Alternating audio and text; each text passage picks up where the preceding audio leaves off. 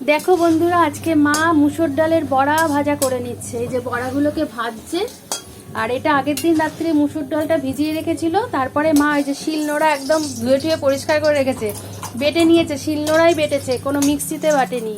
আর তার মধ্যে পেঁয়াজ কুচি, লঙ্কা কুচি, নুন আর হলুদ দিয়ে এই বড়াগুলোকে এই যে চ্যাপটা চ্যাপটা করে তেলের মধ্যে ছেড়ে দিচ্ছে।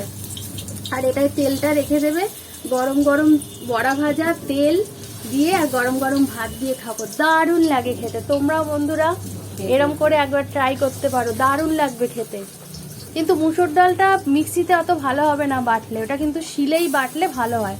তবে যারা যারা পারবে না তারা মিক্সিতেই বেটে নিও, কিন্তু শিলে বাটলে তার স্বাদটাই আলাদা। এই যে এখন বড়াগুলোকে টাপাটা ছাড়ছে, পুরো দোকানের মতন। মা তুমি একটা দোকান নাও, বুঝলে, চা করছে, চা করেই যাচ্ছে, মিস্ত্রিরা আছে। মা খালি মাকে বলছি তুমি মানে চায়